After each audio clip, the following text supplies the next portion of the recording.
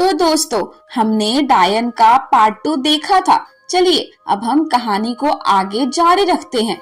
2-3 दिन कैसे कैसे बीते, किसी को कोई होश नहीं था।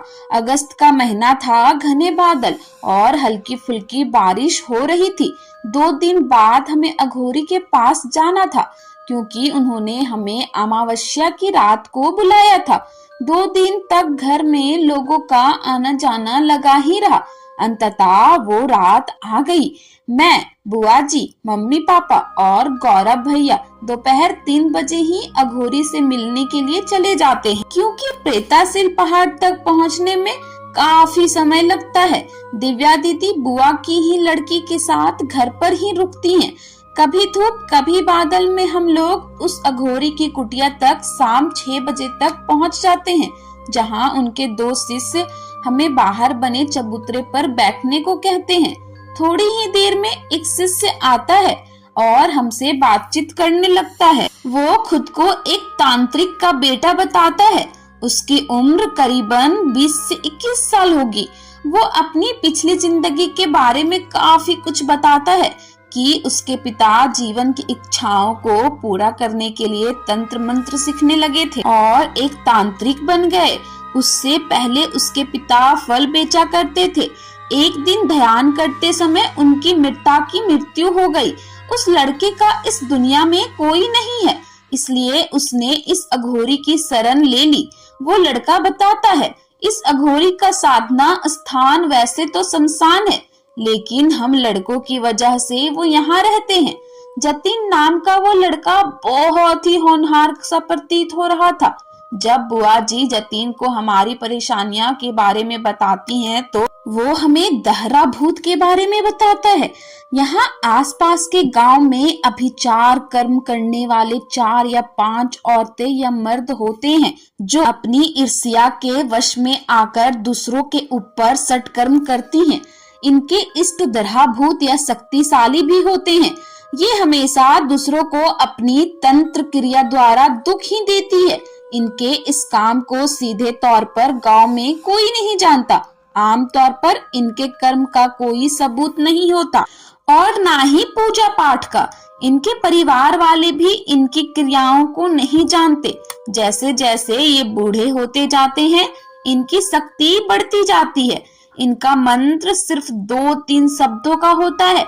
जिस परिवार को अत्यधिक दुख देना हो, उनके यहाँ अपने माहवारी कपड़े से जुक्ति बनाकर मंत्र मुक्त कर देते हैं और उनके घर के दरवाजे में गाड़ देती है, जिससे वहाँ किसी भी देवी देवता का प्रवेश निषेध हो जाता है और उनके द्वारा लगाया गया भूत लंबे समय तक उनको दुख देता रहता है। इनकी साधना बड़ी ही गोपनीय तरीके से होती है। ये दीपावली दिन अपने गांव को मंत्र से बांधकर शमशान में 8-10 के ग्रुप में एकत्र होकर अपने गुरु डायन के समक्ष नग्न होकर कमर में झाड़ू लपेटकर अपने मल मूत्र से जमीन को लीपकर गोल घेरे बनाकर रात भर नाचती हैं और अपनी शक्ति बढ़ाती हैं। पहली बार ये अनजाने में या जानबूझकर इस विद्या को सीखती हैं। तब इनके गुरु मंत्र सिखाने के बाद सिद्धि के लिए बलि मांगते हैं, वो भी इनके पति या प्रिय पुत्र की बलि। इनकार करने पर ये पागल हो जाती हैं और हाँ, कहने पर बलि के लिए नियुक्त व्यक्ति अपने आप मर जाता है और गांव में यह परिवार में किसी को भी कुछ भी पता नहीं चलता। इनकी सिद्धि होने के बाद ये पेड़ पौधे, पालतू जानवरों, पक्षी और आदि पर प्रयोग करना प्रारंभ कर देते हैं और बाद में मनुष्यों पर भी प्रयोग करते हैं। बहुत से डायन इस विद्या को सीखना नहीं चाहती, क्योंकि इनका भविष्य अत्यंत दुखदायी कष्टप्रद होती है। ये बात गांव के सभी लोग जानते हैं, किंतु जो सीनियर या बुजुर्ग डायन होते हैं, उन्हें अपना चेला बनाना अति आवश्यक होता है। स्वयं की मृत्यु से पहले 4 या 5 चेला बनाना उनकी मजबूरी होती है, नहीं तो उनके इष्ट भूत स्वयं को बहुत तंग करते हैं। इसीलिए वो ऐसी स्त्री या पुरुष को चुनती हैं जिनके अंदर ईर्ष्या की भावना बहुत ज्यादा हो, या अपने ही परिवार के किसी सदस्य को चुनती हैं। उन्हें अपने वश में करके अपने साथ घुमाती फिराती हैं और 4-5 मंत्र सिखा देती हैं। इस तरह से चेला बनने की प्रक्रिया शुरू हो जाती है। इसके अलावा वो कम उम्र की अपने ही परिवार की 1 या 2 लड़की के ऊपर शक्तिपात कर देती है ताकि उस लड़की के जितने साल बाद भी विवाह हो, उसके बाद लड़की के ऊपर अपने आप ही गुण यानी विद्या जागृत होने लगते हैं। सपने में मंत्र और विधि मिलने लगती है। इस तरह से डायन बनने की प्रक्रिया होती है। साधारणात्मक हम लोग सोचते हैं कि डायन एक अत्यंत खतरनाक, काली और क्रूर दिखने वाली बुढ़िया होती है, जैसा कि टीवी में सीरियल में हम देखते हैं, जबकि हकीकत में ऐसा कुछ नहीं होता है। डायन तो अत्यंत खूबसूरत, सुंदर, गोरी, काली, 18-20 साल की या 50 साल की भी हो सकती है। बीए या एमए पढ़ी लिखी या अनपढ़ भी हो सकती है। नौकरी पेशा वाली या गृहिणी भी हो सकती है। किसी बहन, माँ, भाभी, पत्नी कोई भी हो सकती है। इनकी कोई विशेष पहचान नहीं होती। आज जो साधारण स्त्री है 1 साल बाद डायन बन जाए और किसी को भी कुछ भी पता ना चले, ऐसा भी होता है। ये सब सुनकर हमारे होश उड़ जाते हैं और हम सुधा भाभी के बारे में सोचने लगते हैं, कहीं वो भी तो डायन ही नहीं। तभी एक लड़का अंदर से आता है और हम अघोरी के पास जाने बोलता है। हम लोग अंदर जाते हैं। अघोरी हमसे कहता है, तैयार हो जो तुम लोग। हमें कुछ समझ नहीं आता कि ये क्या बोल रहे हैं। तभी बुआ जी अघोरी से पूछती हैं, जी बाबा हम समझे नहीं, शमशान में जाने के लिए तैयार हो? अघोरी ने कहा। हमने एक दूसरे के चेहरे देखे और फिर हाँ में सिर हिला दिया। हम लोग अघोरी और जतीन के पीछे पीछे चलने लगते हैं। हम लोग प्रेतासील पहाड़ से नीचे की ओर जाना शुरू करते हैं, लेकिन वो रास्ता अलग था जहाँ से हम आए थे। हमारे मन में एक अजीब डर था कि अंधेरी रात और हम लोग शमशान जा रहे हैं। एक पल को मेरे मन में ये डर आया कि क्या इस अघोरी पे यकीन करना ठीक है, क्योंकि आजकल ढोंगी बाबा भी बहुत होते हैं। वो सिर्फ पैसे के लिए कुछ भी करते हैं। लेकिन पिछले दिनों जो कुछ भी हुआ उसे हम इनकार नहीं कर सकते। रास्ते में अघोरी बताते हैं, डायन को मारा नहीं जा सकता क्योंकि उसने सिद्धि प्राप्त कर ली है। बुआ जी अघोरी से पूछती हैं, हमने डायन का क्या बिगाड़ा है और वो हमारी बहू के वेश में क्यों आई है? गरजती हुई आवाज के साथ अघोरी बोलता है, मूर्ख, क्या तुझे अभी तक पता नहीं सुधा और डायन का क्या रिश्ता है? सुधा ही डायन है, जतीन ने कहा। मम्मी ने एकदम बुआ जी के हल्के से कंधे पे थपकी मारी, क्योंकि हम लोग को अंदेशा तो था ही कि सुधा भाभी के लिए, लेकिन कभी खुद सामने से ऐसा कुछ करते नहीं देखा था। कुणाल भैया ने ही बताया था जो भी उनके साथ हुआ था। जतीन के मुंह में सुधा भाभी का नाम सुनते ही हमें यकीन हो गया था कि सुधा भाभी ऐसे ही गायब नहीं हुई। आगे वो अघोरी बताता है, डायन लोगों के गुण को परमानेंट नष्ट नहीं किया जा सकता है। इनसे हर व्यक्ति डरता है और नफरत करता है। इनकी मौत अत्यधिक दर्दनाक और कष्टदायी होती है। इनकी आयु अत्यधिक लंबी है। इसके अलावा ये दूसरों की उम्र चुराकर अपनी आयु उम्र बढ़ा सकते हैं। जैसे जैसे ये बूढ़ी होती है वैसे वैसे इनकी शक्ति बढ़ती जाती है। इस तरह के कार्य करने व मर्द को डाइया कहा जाता है, किंतु डायन की संख्या अत्यधिक होती है डाइयों से, लगभग 3 गुना तक होती है ज्यादा, क्योंकि डायन अत्यधिक चालाक और शातिर होती हैं। एक वरिष्ठ डायन के ऊपर मारना क्रिया करना बहुत ही कठिन है। कोई उच्च कोटि का अघोरी ही कर सकता है, क्योंकि इनका इष्ट भूत 24 घंटा इनकी सुरक्षा करता है और इनका पिंड 24 घंटा बंधा रहता है। उस पर भी ये पल हर सतर्क रहते हैं। इसके अलावा इनके परिवार के किसी सदस्य पर भी कोई तांत्रिक क्रिया या मारना क्रिया नहीं कर सकते, चाहे कहीं भी रहे, क्योंकि इनका पिंड भी हमेशा बंधा रहता है। इनके हर पल की खबर डायन को इष्ट भूत देता रहता है। वह एक कर्ण पिशाचनी की तरह कार्य करता है। इसी कारण डायन के परिवार बेफिक्र और खुशी खुशी रहते हैं। उनकी खेती बाड़ी और गाय बैल सभी पूरी तरह सुरक्षित रहते हैं। एक डायन दूसरे डायन के परिवार वालों को भी दुख नहीं पहुंचा सकती, क्योंकि कोई और किसी साधारण परिवार के ऊपर की गई तांत्रिक क्रिया को बिल्कुल ठीक नहीं कर सकती। ये सिर्फ दुख देने का काम कर सकती है, ठीक करने का काम नहीं कर सकती। किंतु हाँ, स्वयं के द्वारा की गई तांत्रिक क्रिया को स्वयं अपनी इच्छा से जब चाहे तब ठीक कर सकती हैं। किंतु ऐसा वो तब तक नहीं करती जब तक स्वयं पर बहुत ज्यादा दबाव ना पड़े, तब तक तो बिल्कुल नहीं करती। ये उन्हीं परिवार वालों को दुख देती हैं जो धार्मिक, आध्यात्मिक और सीधे सीधे होते हैं। उन परिवार वालों से डरती हैं जो क्रिमिनल प्रवृत्ति के हो। एक डायन के पास परिवार बर्बाद करने के लिए हजारों तरीके होते हैं। एक डायन के तांत्रिक क्रिया का आजीवन कोई सबूत नहीं मिलता, ना ही प्रत्यक्ष कोई प्रमाण मिलता है। यदि कोई किसी को डायरेक्ट डायन कह दे तो वो बिना गवाह के भी कानून का सहारा ले सकती हैं और कहने वाले के खिलाफ बड़ी कानूनी कार्यवाही हो सकती है। गांव के लोग चाहकर भी इनका कुछ नहीं बिगाड़ सकते।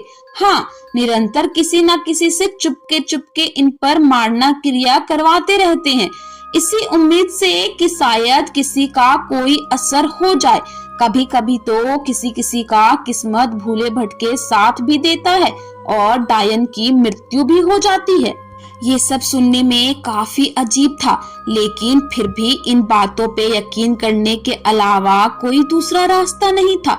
रात करीब 2 बजे हम शमशान पे पहुंचते हैं। वहाँ आसपास कोई नहीं होता। अघोरी बाबा एक हवन कुंड रखते हैं और उसके चारों ओर सिंदूर से अभिमंत्रित गोले खींचकर हमें उस पे बैठने को कहते हैं। अपने और जतिन के लिए भी ठीक ऐसा ही गोला बनाकर उसमें बैठ जाते हैं। अघोरी अपने सामने एक प्लेट में 6 सोने के सिक्के जैसे कोई यंत्र रखते हैं और 15-20 मिनट तक अपना ध्यान करते हैं। फिर उस यंत्र में अपने आप ही धुआं उठता है और एक जोरदार आवाज के साथ वो पलट हवा में उछल जाती है और अघोरी बाबा वो यंत्र अपने हाथ में ले लेते हैं। उन यंत्र पे वो कुछ मंत्र पढ़ते हैं और मम्मी पापा, बुआ भैया और मुझे देकर बोलते हैं, ये डायन सुरक्षा कवच है, इसे अपने पास रखना। फिर सुधा या क्या, कोई भी डायन या भूत प्रेत तुम लोगों का कुछ नहीं बिगाड़ सकता। हम लोग उस कवच को चूमते हैं और एक धागे में करके अपने हाथों में बांध लेते हैं। जतिन अपनी जगह से उठकर आता है और हम सभी के माथे पर विभूत लगाता है। तभी तेज हवा चलने लगती है। बारिश का मौसम तो था ही नहीं, लेकिन काले घने बादल उस शमशान के माहौल को और भी डरावना बनाते हैं। उस शमशान के अंधेरे को एकमात्र वो अग्निकुंड ही मिटा रहा था। आसमान में बादल ऐसे लग रहे थे मानो हमारे सिर पर हो और बस अब बारिश होने वाली हो, लेकिन बारिश नहीं होती, बस एक बिजली चमकती रहती है। साथ ही अघोरी बहुत ही ऊंची आवाज के साथ मंत्रों का जाप कर रहे होते हैं। जितना जोर से उनका उच्चारण होता है उतनी ही तेज बिजली चमकती है। आखिर में एक बहुत तेज बिजली चमकने और सामने एक औरत दिखाई पड़ती है। उसके बाल खुले और आगे की तरफ थे, पैर उल्टे थे, कमर पे झाड़ू के पत्ते बंधे थे। उसकी वेशभूषा ठीक वैसी थी जैसे जतिन ने बताया था, बिल्कुल डायन। उसके सीने का हिस्सा उसके बालों में ढक रखा था। मेरी नजरें उस पर एकटक जा रुकी। मैं बस उसकी शक्ल देखना चाहती थी। जैसे ही उसने अपने दोनों हाथों से अपने बालों को हल्के से पीछे की तरफ समेटा, हम लोग चकित रह गए। इतनी अजीब वेशभूषा में कोई और नहीं बल्कि सुधा भाभी ही थी। पापा घबरा के उठने लगते हैं। तभी जतिन पापा को सावधान कर देता है। सुधा भाभी बहुत ही गुस्से में लग रही थी आंखें बिल्कुल लाल थी और जोर से सांस ले रही थी। वो धीरे धीरे हमारी तरफ आ रही थी। अघोरी बाबा ने एक मंत्र पढ़ा, जिसके बाद वो वहीं की वहीं खड़ी रही।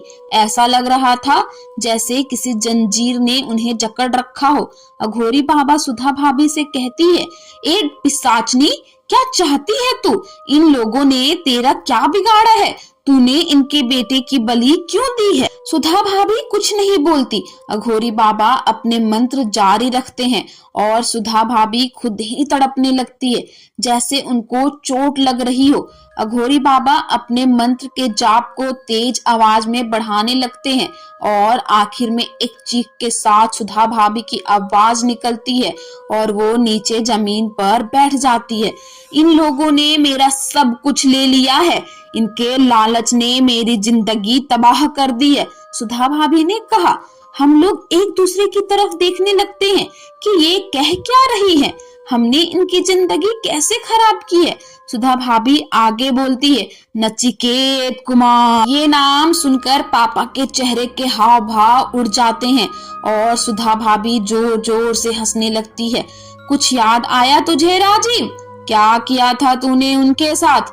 सुधा भाभी ने कहा। सभी पापा की तरफ देखते हैं उनका जवाब जानने के लिए, लेकिन पापा बस घबरा रहे होते हैं।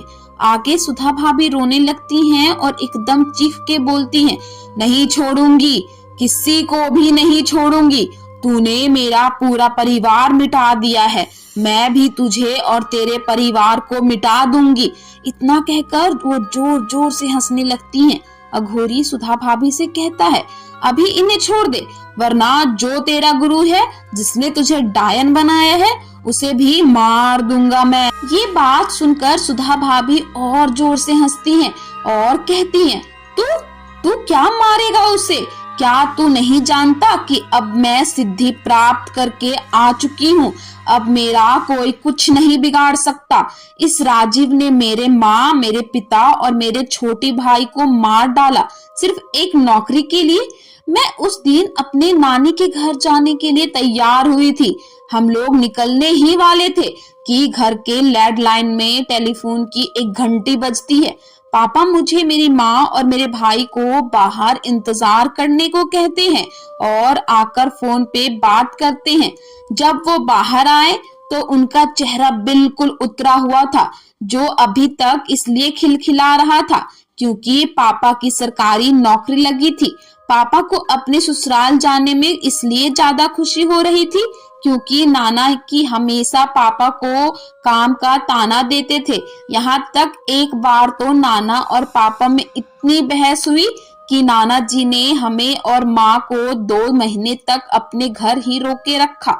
मेरी माँ ने लव मैरिज की थी, जिस वजह से नाना ही अपने वैसे नाराज थे और उन्हें पता चला कि पापा एक कपड़े की दुकान में बैठते हैं और वो बहुत गुस्सा हुआ। मैंने नाना अपने गांव से बहुत अमीर और इज्जतदार लोगों में से थे। मेरे नाना मेरी माँ से बहुत प्यार करते थे, इसलिए शादी के लिए राजी हो गए थे, लेकिन हमेशा ही पापा को काम के लिए ताना दिया करते थे। इतने दिन अब पापा सीना चौड़ा करके अपने ससुराल जा रहे थे, लेकिन उस फोन की घंटी ने एकदम उनकी खुशी मिटा दी, मानो कोई खिलता हुआ फूल मुरझा गया हो। माँ ने पापा से भी पूछा कि क्या हुआ, किसका फोन था? इस बार पापा ने कुछ नहीं बोला और हम लोग बस स्टैंड पर पहुँचे। नाना का घर सिर्फ 1 घंटे की दूरी पर था। मैं उस समय 10 साल की थी और मेरा छोटा भाई 3 साल का। भाई को मम्मी ने गोद में ले रखा था और मैं बीच में बैठी थी। मम्मी पापा को लगा कि मैं सो गई, लेकिन बस के झटकों में नींद तो नहीं आती, बस झपकी लगती है। पापा बड़ी ही बेबसी से माँ को बताते हैं कि उनकी नौकरी नहीं लगी।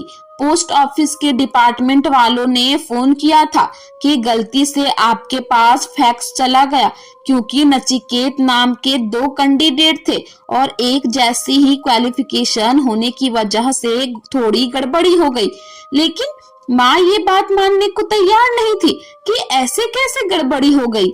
मेरे में उस वक्त इतनी समझ नहीं थी कि मैं समझ सकूं कि एक नौकरी की किसी के लिए क्या मायने रखती है। हम लोग नाना के घर गए और वहां पहुंचते ही नाना के ताने शुरू हो जाते हैं। नाना बोलना शुरू करते हैं, हमने सुना है कि तुम्हारी नौकरी लग गई है, वो भी सरकारी। चलो अच्छा है, तुमने कुछ तो अच्छा काम किया। हमारे केवल तक तो आ नहीं सकते, कम से कम मेरी लड़की को ठीक से 2 वक्त की रोटी खिला ही दोगे। ये सब सुन मेरी माँ और मेरे पापा कुछ नहीं बोलते और शाम तक हम लोग घर वापस आ जाते हैं। मेरे पापा के माथे पे चिंता की वो लकीरें मैं आज भी नहीं भूल सकती। अगले दिन सुबह ही पापा के एक दोस्त घर आए। मम्मी चाय बनाने लगी और मैं मेरे भाई के साथ आंगन में ही खेल रही थी। पापा के दोस्त ने उन्हें बताया कि मुझे तुम्हारी नौकरी के बारे में पता चला, लेकिन क्या तुम जानते हो ये सब किसने कराया? मेरे पापा को लगा था कि कोई पैसे वाला आदमी ही होगा, तो उन्होंने साधारण स्वर में कहा, कोई भी कराए, मेरी तो किस्मत ही खराब है। उनके दोस्त बोले, अरे भाई, ये सब तेरे ससुर का ही किया है, वो तुझे चैन से जीने नहीं देंगे। तुझे वो राजीव याद है ना, जिससे भाभी जी की शादी होने वाली थी, लेकिन जब तेरे ससुर को तेरे बारे में पता चला तो अपनी बेटी की जिद के आगे उनको तुझसे शादी करनी पड़ी।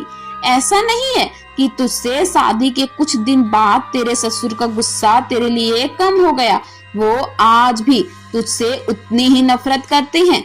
तेरे ससुर ने निधि भाभी को तुझसे दूर करने की हर कोशिश की, लेकिन तुम लोगों को दूर नहीं करा पाए। मैं भी जानता हूँ कि तुम्हारे ससुर तुम्हें बहुत जलील करते हैं और इसीलिए इस बार उन्होंने उस राजीव के साथ मिलकर तुम्हारी नौकरी भी छीन ली है। पापा के चेहरे के हाव भाव बिल्कुल बदल गए थे। उन्हें यकीन नहीं हो रहा नाना जी उनके साथ इस हद तक गुजर सकते हैं। जब मम्मी बाहर आई तो उन्होंने बिल्कुल ऐसा बर्ताव किया जैसे उन्होंने कुछ नहीं सुना, लेकिन वो सब कुछ जान चुकी थी। लेकिन अपने पिता की हरकत के लिए वो क्या कहती या क्या करती ये उन्हें भी नहीं पता था। थोड़ी देर में चाय नाश्ता करके पापा के दोस्त चले गए और पापा अपने कमरे में चले गए। मेरी मम्मी ने पापा से कुछ नहीं पूछा, वो तैयार हुई और मुझे भी तैयार किया। घर से निकलते वक्त बस पापा ने इतना कहा कि यही मैं बाजार जा रही हूँ और हम घर से निकल गए।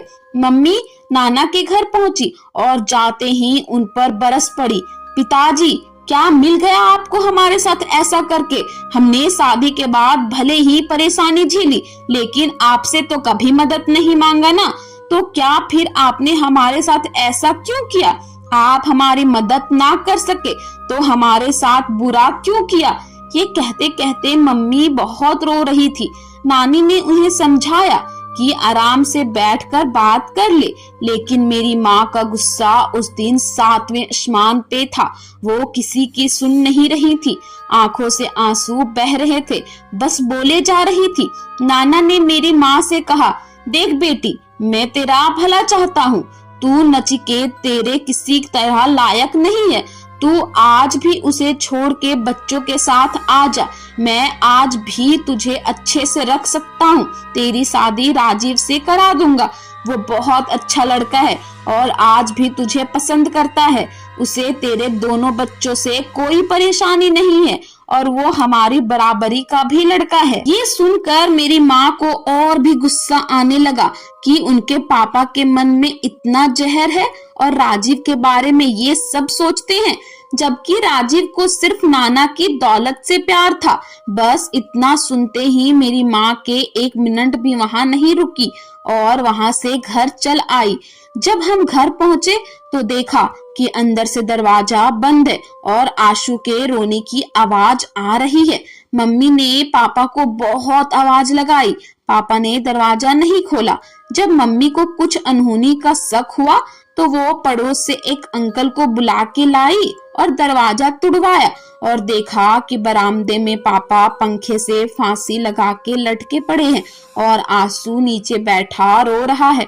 इतने में ही आसपास के और लोग भी जल्दी आ गए और जल्दी जल्दी पापा को नीचे उतारा और अस्पताल लेकर गए। मुझे मेरी माँ ने आंसू के पास घर में ही छोड़ रखा था। थोड़ी देर अस्पताल से एम्बुलेंस में पापा सफेद चादर में लिपटे हुए आए और मेरी माँ बहुत बुरी तरह रो रही थी। साथ ही साथ पीछे से पुलिस वालों की गाड़ियां आ गई और उन्होंने घर की छानबीन की तो उन्हें एक कागज का टुकड़ा मिला जिस पर पापा के हस्ताक्षर थे और उस पे पापा ने लिखा था कि निधि, मुझे माफ कर देना, तुम दोनों बच्चों को किसी अनाथ आलय में देकर राजीव से शादी कर लेना। मैं जिंदगी से हार चुका हूँ। मुझे लगा था शादी के बाद सब ठीक हो जाएगा, लेकिन हालात बिगड़ते चले गए। मैंने सोचा था एक खुशहाल जिंदगी तुम्हें दूंगा, लेकिन मैं हार गया। मैं जानता हूँ कि तुम अपने पापा से बहुत प्यार करती हो और तुम दोनों के प्यार के बीच में मैं आ गया, लेकिन अब और नहीं, तुम खुश रहो। पुलिस वाले अंतिम संस्कार कराकर मम्मी को पुलिस स्टेशन आने को बोलते हैं, लेकिन मम्मी कोई केस दर्ज नहीं करती क्योंकि वो जानती थी कि उनके पापा का कोई कुछ नहीं बिगाड़ सकता।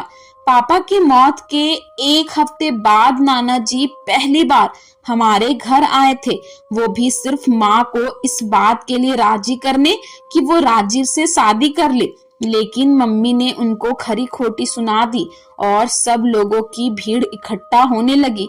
नाना जी अपनी बेइज्जती देख वहां से इतना कहकर चले जाते हैं, तुझे लगा था कि तेरी अक्ल ठिकाने आ जाएगी, लेकिन तू चाहती ही नहीं कि तेरे बच्चों की जिंदगी सुधरे। तेरा मन हो तो घर आ जाना, राजीव तुझे और तेरे बच्चों को अपनाने को आज भी तैयार है। मम्मी रात दिन बस रोती रहती। आस पड़ोस के लोग आते और मम्मी को समझा बुझा के जाते कि राजीव से शादी कर ले। घर में इतनी परेशानी आ गई थी कि एक वक्त का खाना मिलना भी मुश्किल होता था। कहीं काम करने जाती तो उनके यही कहकर समझाकर भेज दिया जाता था, अपने पापा के घर वापस लौट जाओ, सब ठीक हो जाएगा। आखिर में सब लोगों की बातों में आकर मम्मी माँ से राजीव से शादी करने के लिए राजी हो जाती है और वापस नाना के घर जाने का फैसला किया। नाना जी मम्मी और हमें देखकर बहुत खुश हुए और वो ये भी समझ गए थे कि मेरी मम्मी ने फैसला उनके हक में ही किया। बिना कुछ पूछे वो जल्दी जल्दी हमारा स्वागत करने लगे। नानी ने जल्दी से खाना पानी दिया।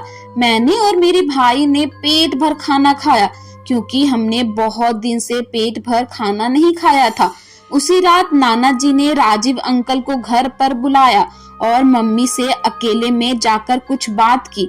मैं नहीं जानती कि उनके बीच क्या बात हुई, बस मैं अपनी माँ को दूर से रोता हुआ ही देख सकती थी। अगले 2 दिन बाद मेरी मम्मी की राजीव अंकल से शादी होने वाली थी। मेरी माँ इस शादी से बिल्कुल भी खुश नहीं थी, लेकिन मेरे नाना का जैसा सपना पूरा हो रहा था वो ऐसे खुश थे।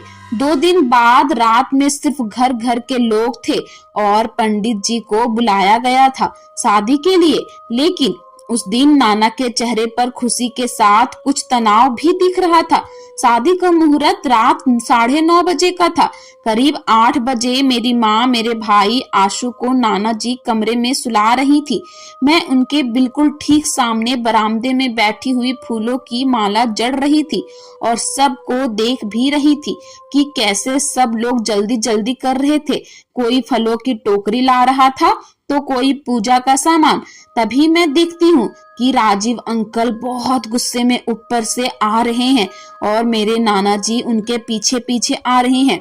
उसी समय मेरी मम्मी ने मुझे आवाज लगाई और बोली कि जब तक मैं ना आऊं तब तक अपने भाई के पास ही रहना। मैंने हाँ में सिर हिलाया और मम्मी जाने लगी। जाते जाते मम्मी रुकी और दरवाजे की तरफ कान लगाकर सुनने लगी। बाहर मेरे नाना जी और राजीव अंकल में बहस हो रही थी और राजीव अंकल मेरे नानू को उल्टा उल्टा बोल रहे थे। देखिए ससुर जी, मैंने आपसे पहले ही कहा था मैं सिर्फ आपकी बेटी को ही अपनाऊंगा, लेकिन आपने मुझसे झूठ बोलकर उसके दोनों बच्चों को गले बांध चाहना है। अरे मैं आपकी विधवा बेटी से शादी को राजी हो गया, आपके लिए काफी काफी नहीं था? मेरे नाना जी बहुत ही हल्की आवाज में बोलते हैं, बेटा राजीव, मैं समझता हूँ कि तुम्हारा गुस्सा करना ठीक है, लेकिन जैसा तुम सोच रहे हो वैसा बिल्कुल भी नहीं है। देखो, तुम बस शादी करके निधि को ले जाओ और 1-2 दिन उसके बच्चों को अपने साथ ले जाओ।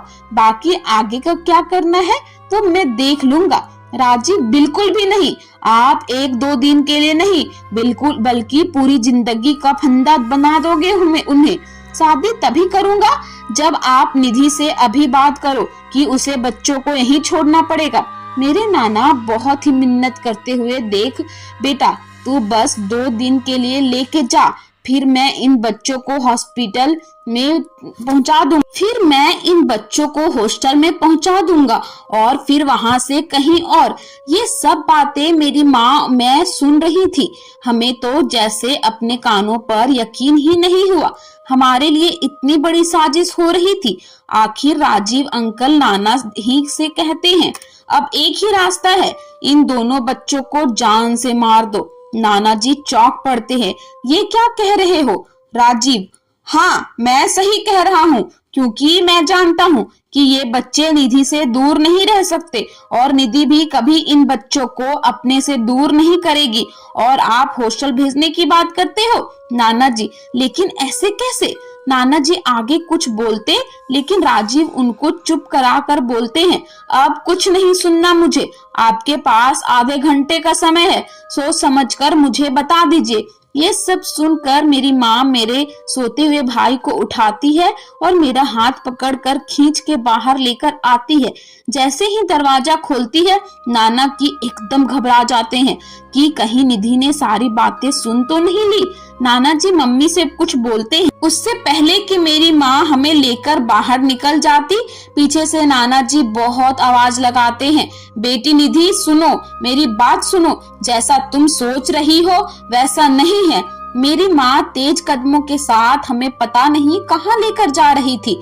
नाना जी, नानी जी, मामा और राजीव अंकल भी हमारे पीछे पीछे थे।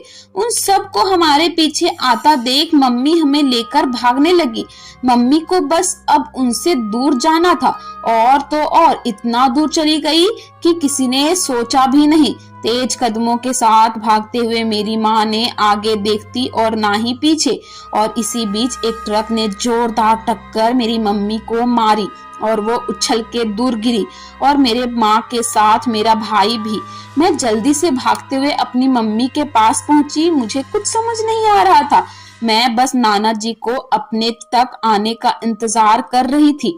मेरी माँ के सिर से बहुत खून बह रहा था और वो समझ गई थी कि मैं नाना जी का इंतजार कर रही हूँ। तभी मेरी माँ ने मेरा हाथ पकड़ा और कहा कि आंसू को अपने साथ लेकर यहाँ से चली जा, और चाहे कुछ भी हो जाए अपने नाना जी के पास बिल्कुल भी मत जाना।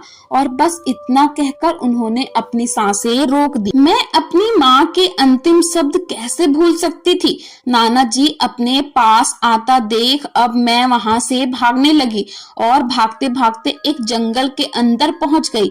भागते हुए मैं कभी आगे देखती तो कभी पीछे, मैं बस भागे जा रही थी और ये नहीं जानती कि मुझे जाना कहाँ है। अचानक ही मेरा पैर किसी पत्थर से टकराया और मेरी आंखों के सामने अंधेरा छा गया। जब मुझे होश आया तो मैंने खुद को एक मिट्टी के बने कमरे में पाया। मैं जमीन पर एक चटाई पर लेटी थी। प्यास से गला सूख रहा था। वहीं पास में ही एक मटका था। मैंने गिलास में पानी लिया और अचानक एक औरत मेरे सामने आई। उस देखकर मैं घबरा गई और मेरे हाथ से गिलास नीचे छूट गया।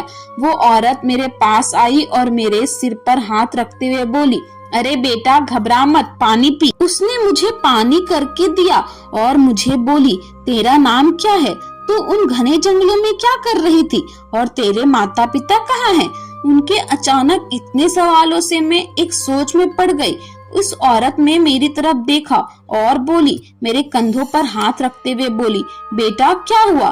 तेरा ध्यान तेरी माँ पर और तेरे भाई पर है और मैं जोर जोर से रोने लगी। मुझे रोता देख उन्होंने अपनी साड़ी के पल्लू से मेरी आंखें पोंछी और अपने साथ मुझे लेकर जाने लगी।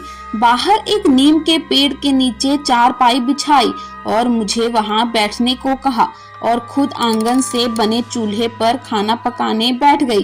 थोड़ी ही देर बाद खाना पककर तैयार हुआ और उन्होंने अपने साथ मुझे खाना खिलाया। मैं डरी हुई थी, समझ नहीं आ रहा था कि ये कौन है और मैं इनके घर कैसे आ गई। वो शायद मेरे तनाव को समझ गई थी, इसलिए चुपचाप मुझे खाना खिलाया और फिर मेरे पास आकर बोली, डर मत, ये बता तू उस जंगल में कैसे पहुंची?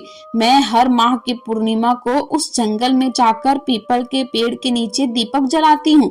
उस रात जब मैं वापस लौट रही थी तो तू मुझे एक पेड़ के नीचे पड़ी मिली। मैंने तुझे उठाया लेकिन तू बेहोश हो गई थी।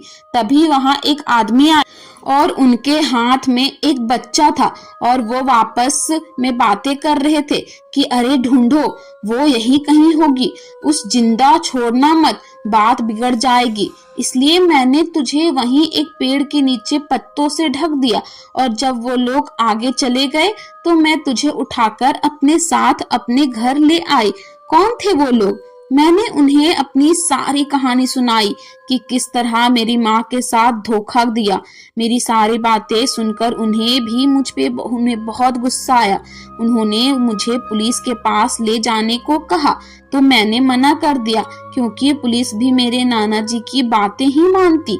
मेरी स्थिति को गंभीर समझते हुए उन्होंने मुझे अपने साथ रखने का फैसला किया और तब से मैं उन्हीं के साथ रहने लगी और उनको मैं ताई जी कहती थी।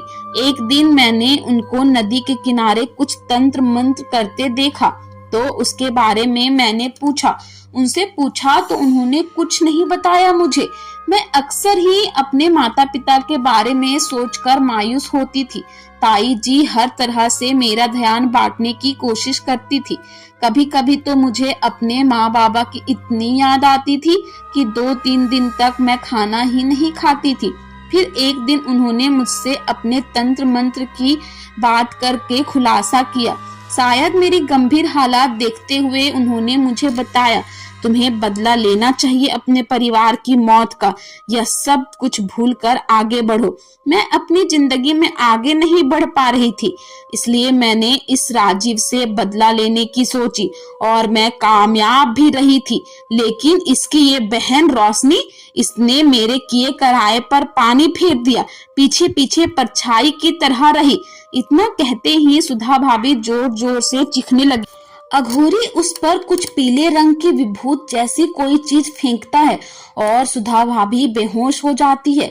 इससे आगे वो लगभग आधे घंटे तक कोई मंत्र का जाप करता है और फिर जतिन और सुधा भाभी के बाल काटने को बोलता है। जतिन अपनी जगह से उठकर उसके बाल काट कर ले जाता है। अघोरी उन बालों की किसी द्रव्य में डुबोकर अग्नि कुंड में डाल देता है और हमें बताता है इस डायन की साधना पूरी होने में अभी 3 दिन बाकी है, क्योंकि एक बलि लेने के बाद अमावस्या की रात को इन्हें अपनी पूजा को पूरा करना होता है और अमावस्या में 3 दिन बाकी है। डायन को खत्म नहीं किया जा सकता, लेकिन तुम लोग का भाग्य तुम्हारे साथ है। मैं इसे अपने कब्जे में कर लूंगा क्योंकि इसकी साधना अभी अधूरी है। ये सुनकर हम सभी को बहुत सुकून मिलता है और हम वहां से अघोरी के दिए हुए सुरक्षा कवच को लेकर चले आते हैं और पहले के जैसे जीवन जीने की कोशिश करते हैं। फिर भी मन में एक डर था जो आज भी कायम है। जिंदगी में इतना तो पता चल गया था कि अगर हम किसी के साथ बुरा करते हैं तो वो बुराई लौटकर वापस आती ही है, कम या ज्यादा। आप सभी को मेरी कहानी कैसी लगी आप हमें कमेंट करके जरूर बताएं और जल्दी से हमारे इस चैनल को सब्सक्राइब कर ले ताकि आपके पास रोज ऐसी डरावनी और रोमांचित कहानियां पहुंचते रहे। धन्यवाद।